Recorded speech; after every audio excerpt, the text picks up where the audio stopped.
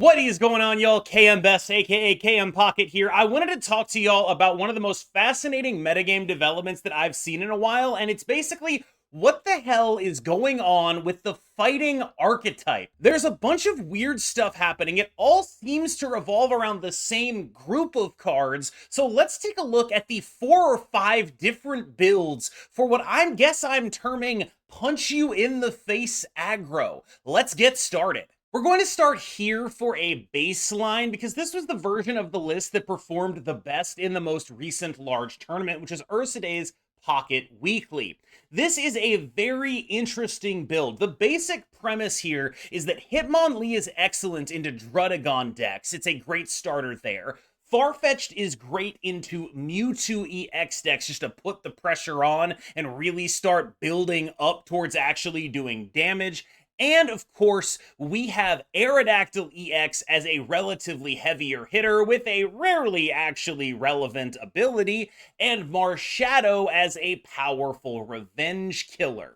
This is a deck that has a lot going for it, but is sort of awkwardly positioned. And because there are so many different builds of it, what I find the most fascinating is that there is clearly something to this shell. It is a very straightforward deck, and that there are weaknesses to it, but there are also strengths that are unique to this kind of archetype. I think a lot of other people might have started with the Primate Mankey build. We're gonna talk about that in a little bit, but the specific reason I wanted to highlight this one on purpose is because I think it is notably better into Mewtwo EX, thanks to being a Farfetch'd primary deck rather than a Primate Mankey primary deck, because Mewtwo EX is notably not a Drudagon deck, meaning Farfetch'd is very good at just getting damage down, and because you get so much of an advantage out of getting damage down and don't need to invest further, while Mewtwo EX is able to sort of try to build up on the backline, you have a coherent strategy against the deck, where the Primate Mankey deck, yes, Primate will do 10 more damage, but also once your Primate goes down, that's an investment of 2 cards and an energy that you might have been able to use elsewhere by not investing in it.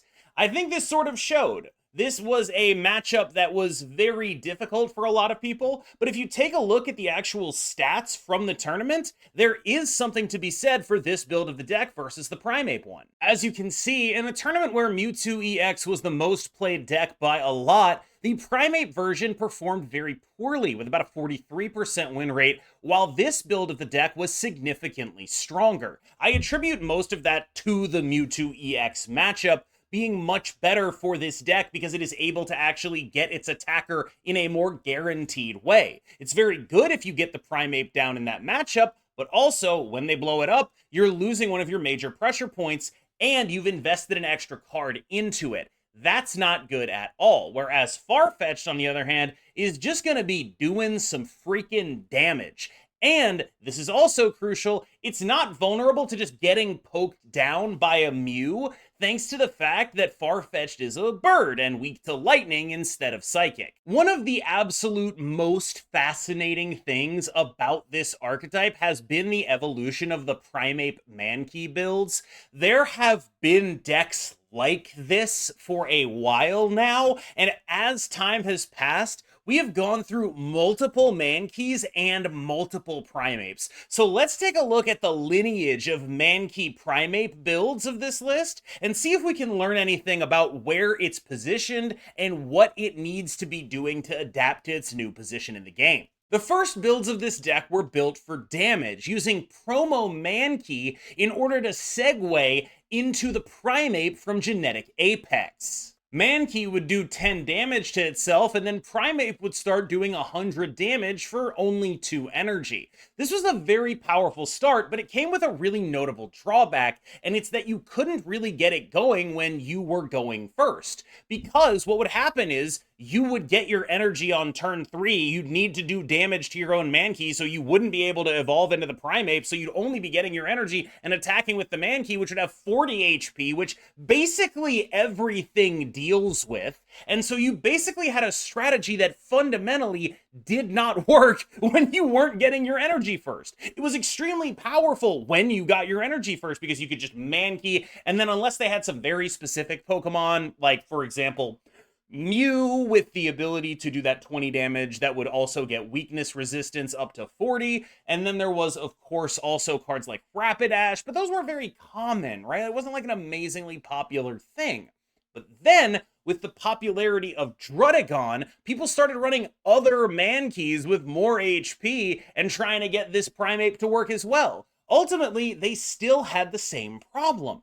Primeape, a risky investment, investing 2 cards and 2 energy into this, and Mankey not necessarily being able to set up the Primeape the same way you'd normally want to. This led to the second level of how people are approaching the Primeape Mankey builds, which was to just run the most damage possible without having to damage yourself, using the Mythical Island Mankey and its Focus Fist, and of course the Mythical Island Primeape and its Punch ability.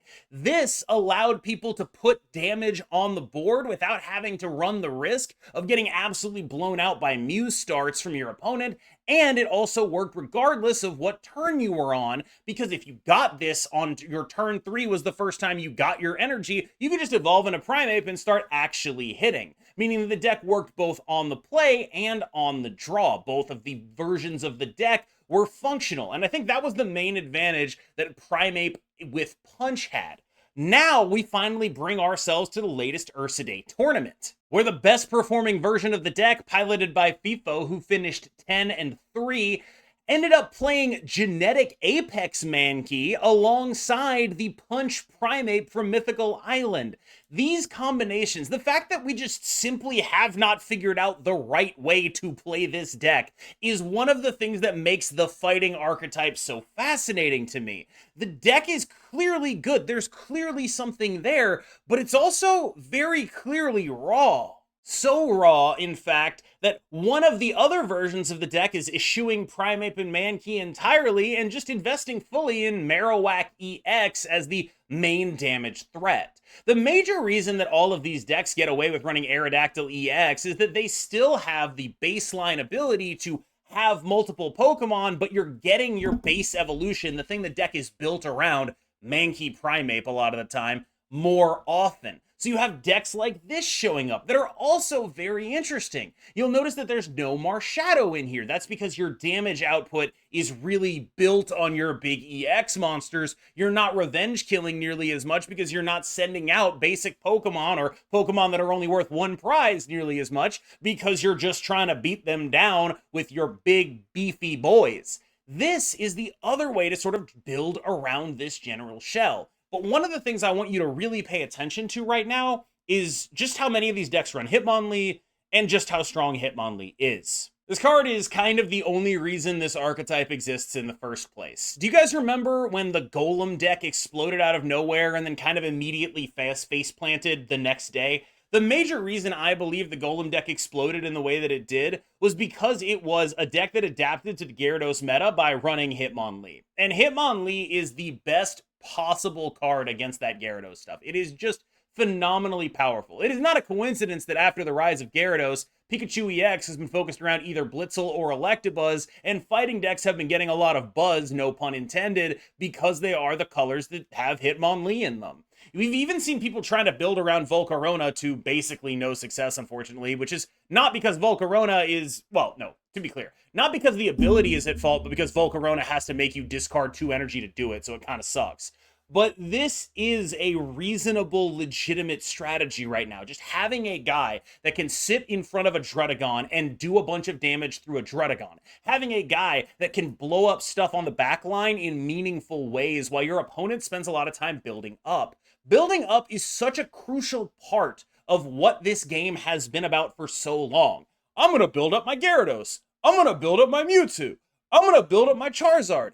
I'm going to kick you in the face while you do it. That's Hitmonlee's job, and I think he deserves his props. The last build here distills it down to its bare essentials. We're not running any Aerodactyl EX. We're not running any EXs at all. It's literally just cards for specific matchups. We've got our Farfetch'd to deal with Mewtwo. We've got our Hitmonlee to deal with Druddigon. If any of them faint, we come in with a Marshadow and Revenge Kill. That is the entire plan. This is the small ballest of small ball decks. It's extremely specifically metagamed and built to do an extremely specific thing, but each of these cards has a unique application that makes this kind of stuff actually still work. I think it is by far the weakest of what we've talked about because of the fundamental lack of beef, but it goes to show just how good or how much it matters that a card can be well positioned in a variety of matchups. Because this stuff is not good in an abstract world. This is good in a very specific context. If people weren't playing a bunch of Drudagon, if people weren't stalling a bunch, if people weren't playing a bunch of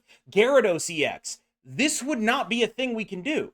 But because they are, it is. I realize this is a bit of an atypical kind of video for me. I typically focus on like, here's the best decks type stuff. This is just something that's been eating in my brain for like the last, week or so. And I've been really wanting to talk about it. And I guess what I'm trying to do here is, this is my cry for help. Does anyone know how to solve this archetype? There's so clearly potential here. And like, we're 3 weeks from a new expansion, and this is an archetype that is so raw. Everything else about Pokemon Pocket right now feels so defined and clear. We know what's good. Maybe we're like, oh, it's Exeggutor and Celebi. Wow, meta breaking. But at this point, we kind of get what's good about this metagame, except this. This is the only space in which it's like, there's clearly potential here. It's contextual potential. I don't think a lot of these decks are very good in a Mewtwo EX. That's why the far-fetched stuff can be important. But even that's far from a panacea. I think we're still very bad in that matchup. But there's just so much to be done in this space. And I don't think we've really hit the point where we've explored all of it. And that is really fascinating. That is a really fascinating thing to be in. Downside, of course, there's some notable weaknesses to like the card Mewtwo EX, like that kind of stuff. It's not great, but there's clearly potential here. So this is a sort of call out. If you think you have the solution to this archetype, let me know. I desperately want to know. I will be playing a lot of these decks on stream. If we find something that I'm super confident in, that I can get some tournament players to vet, we'll have another video. We'll be like, oh, we finally solved the problem. Right now, it feels so up in the air because there's so many different things that seem justifiable in context. I lean towards the first one I showed, but that's not a guarantee. As always, thank you so much for watching. I've been KM Best, aka KM Pocket. Please remember to like and subscribe, and I will see you in the next one.